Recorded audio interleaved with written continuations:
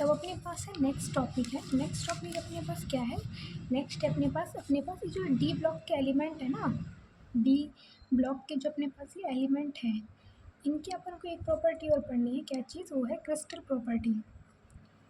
वह है क्या चीज़? Crystal properties. ठीक है, क्या पढ़ना है? Crystal properties. तो ये ना वही है जो अपन लास्ट टाइम में पढ़ा था ना, क्रिस्टल फील्ड थ्योरी, CFT। याद है? क्रिस्टल फील्ड थ्योरी पढ़ी थी अपन ने, CFT। तो वही सब कुछ पढ़ना है, इसमें कोई वो नहीं है।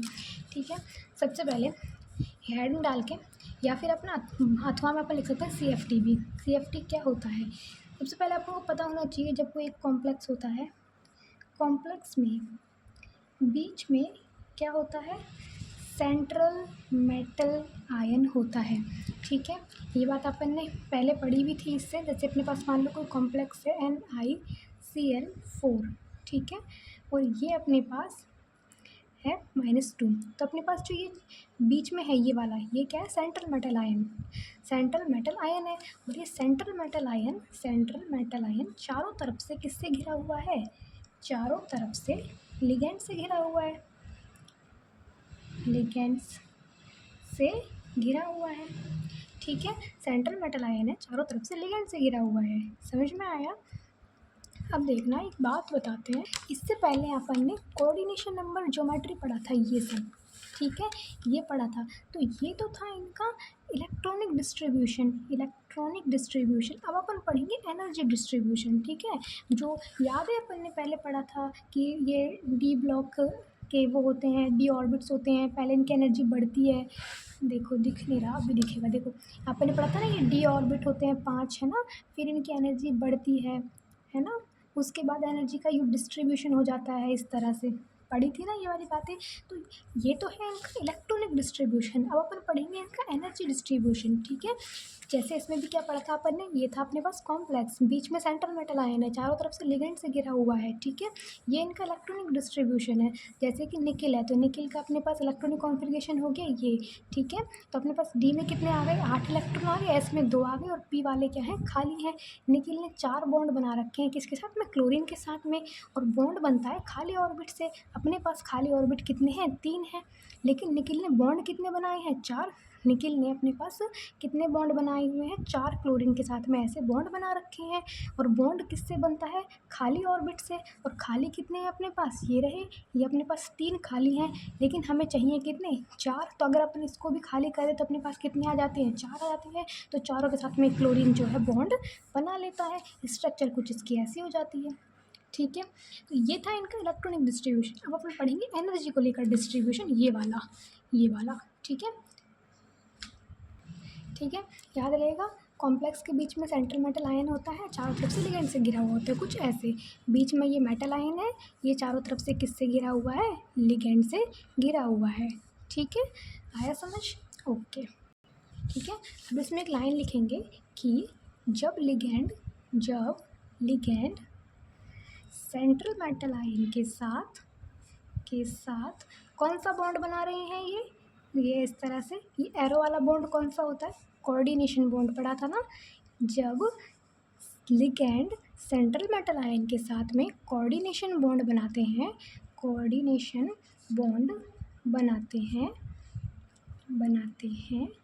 तो पहले डी ऑर्बिट की एनर्जी बढ़ती है।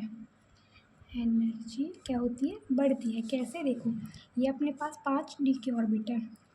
ठीक है, 1 2 3, ये होता है 5। ठीक है, ये अपने पास क्या है? D orbit. ठीक है, अब अपने पास इसके कांटेक्ट में आ गया लिगेंड। ठीक है, इसके कांटेक्ट में क्या आ गया? लिगेंड आ गया। जब लिगेंड सेंट्रल मेटल आयन के साथ में कोऑर्डिनेशन बॉन्ड बनाते हैं, तो लिगेंड आया, लिगेंड ने बॉन्ड बनाया, तो पहले तो इनकी एनर्जी क्या हो गई? बढ़ गई। ये अपने पास हो गए जो 5 हैं, ये अपने पास डी ऑर्बिट, ये अपने पास यहाँ पे एनर्जी है। क्या है? एनर्जी। ठीक है, तो पहले तो इनकी एनर्जी बढ़ गई। उसके बाद एनर्जी का डिस्ट्रीब्यूशन हो जाता है। किसका? एनर्जी का डिस्ट्रीब्यूशन हो जाता है। क्या हो जाता है? डिस्ट्रीब्यूशन, यानी कि कुछ ऐसे यूँ और यू। तो अपने पास कुछ में तो एनर्जी क्या होगी, कम होगी, कुछ में एनर्जी ज़्यादा होगी। ठीक है, जैसे मान लेते हैं 3 ऑर्बिट में एनर्जी कम है और 2 ऑर्बिट में एनर्जी क्या है, ज़्यादा है। ठीक है, ठीक है, जो ये 3 ऑर्बिट हैं इनको तो बोलते हैं अपन क्या चीज़, T2G। और जो ये 2 ऑर्बिट है इनको बोलते हैं EG। ठीक है, इनको बोलते हैं T2G और इनको बोलते हैं EG। इन दोनों के बीच में जो एनर्जी का डिफरेंस है इसको बोलते हैं डेल्टा O। ठीक है, इन दोनों के बीच एनर्जी का डिफरेंस है, उसको क्या बोलते हैं, डेल्टा O। अब अपन को इसमें क्या बात लिखनी है, कुछ नहीं, जो इस डायग्राम में दिख रहा है सिर्फ वो लिखना है। सबसे पहली बात, सेंट्रल मेटल आयन होता है बीच में, सेंट्रल मेटल आयन होता है बीच में। ये मेटल आयन चारों तरफ से किससे घिरा हुआ रहता है, लिगेंड से घिरा हुआ रहता है। जब ये लिगेंड इस मेटल आयन के साथ में कोऑर्डिनेशन बॉन्ड बनाते हैं, जब ये लिगेंड इस मेटल आयन के साथ में कोऑर्डिनेशन बॉन्ड बनाते हैं तो डी ऑर्बिट की एनर्जी पहले तो बढ़ती है, डी ऑर्बिट की एनर्जी पहले तो बढ़ती है, उसके बाद इसमें एनर्जी का क्या हो जाता है, डिस्ट्रीब्यूशन हो जाता है। एनर्जी का क्या हो जाता है, डिस्ट्रीब्यूशन हो जाता है। कुछ की एनर्जी कम हो जाती है, कुछ की एनर्जी ज़्यादा हो जाती है। ठीक है, ओके, ठीक है, कुछ की एनर्जी क्या हो जाती है, कम, और कुछ की एनर्जी क्या हो जाती है, ज़्यादा हो जाती है। एक लाइन ये भी लिख देंगे अपन, T2G एंड EG के बीच, T2G एंड EG के बीच में एनर्जी के डिफरेंस को क्या बोलते हैं, डेल्टा O, डेल्टा O। या फिर अपन इसको क्या बोलते हैं, सी क्रिस्टल फील्ड सब्लिमाइजेशन एनर्जी। ठीक है, अपन क्या पढ़ रहे हैं, CFT, तो इसको बोलेंगे अपन CFSE। ठीक है, आगे समझ में कोई दिक्कत नहीं होगी। ठीक है, बीच में होता है मेटल आयन, चारों तरफ से घिरा हुआ होता है लिगेंड से।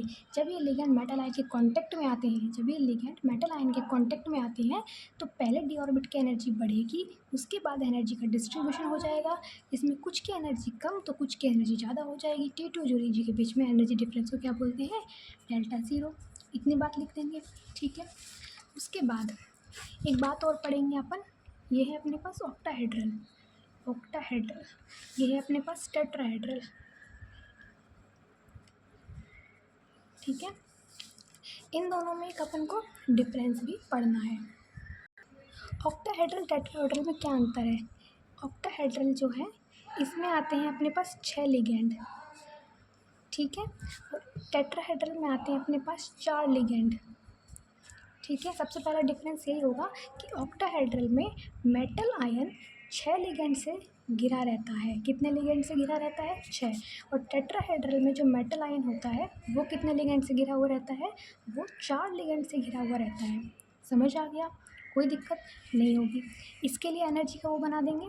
सबसे पहले ये अपने पास हो गए 5 डी ऑर्बिट।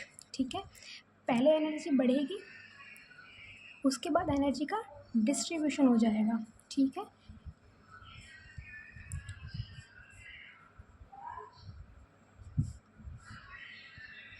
कोई दिक्कत, समझ में आया सब कुछ। ठीक है, एनर्जी पहले बढ़ी, एनर्जी का डिस्ट्रीब्यूशन हो गया, इनकी ज़्यादा इसकी कम, बीच में डेल्टा जीरो। ठीक है, अब इस टेट्राहेड्रल की कैसे होती है, सेम यही रहता है, थोड़ा सा चेंज आएगा टेट्राहेड्रल में। क्या चेंज आएगा देखते जाना। पहले एनर्जी बढ़ेगी, उसके बाद देखो इसमें EG की एनर्जी ज़्यादा है, इसमें EG कहाँ पर है, ऊपर है, लेकिन इसमें EG आ जाएगा नीचे। ठीक है, और T2G आ जाएगा इसमें ऊपर।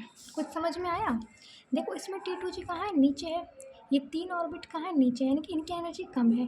तो इधर तो अपने पास T2G की एनर्जी जो है वो कैसी होती है, कम होती है, लेकिन यहाँ पे T2G की एनर्जी कैसी है, ज़्यादा है। समझ में आया, इन दोनों के बीच का एनर्जी डिफरेंस भी क्या कहलाता है, डेल्टा ज़ीरो। ओके, ठीक है, कोई दिक्कत नहीं होगी। ओके, समझ में आया सब कुछ। T2G की एनर्जी इसमें क्या है, कम है, क्योंकि ये नीचे है, और इसमें कहाँ है, ये ऊपर है। ठीक है, और ऑक्टाहेड्रल में डेल्टा ज़ीरो की वैल्यू कैसी होती है, ज़्यादा होती है, जबकि टेट्राहेड्रल में डेल्टा ज़ीरो की वैल्यू कैसी होती है, कम होती है। ठीक है, डेल्टा ज़ीरो है क्या, T2G एंड EG के बीच का एनर्जी डिफरेंस। ठीक है, ये है कि अपने पास डेल्टा जीरो, T2G और EG के बीच का एनर्जी डिफरेंस। तो इन दोनों के बीच एनर्जी डिफरेंस ऑक्टाहेड्रल में तो ज़्यादा रहता है और टेट्राहेड्रल में कम रहता है।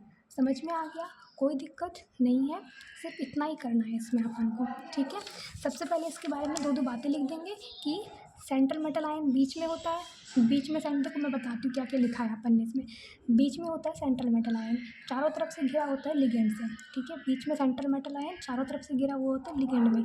जैसे ही ये लिगेंड इस मेटल आयन के कॉन्टेक्ट में आएंगे, जैसे ही ये लिगेंड इस मेटल आयन के कॉन्टेक्ट में आएंगे, तो पहले डी ऑर्बिट की एनर्जी बढ़ेगी, उसके बाद एनर्जी का डिस्ट्रीब्यूशन हो जाएगा। कुछ की एनर्जी ज़्यादा हो जाएगी, कुछ की एनर्जी कम हो जाएगी। ईजी और T2G के बीच का एनर्जी डिफरेंस डेल्टा ज़ीरो कहलाता है, ठीक है। फिर इन दोनों में डिफरेंस कर लेंगे।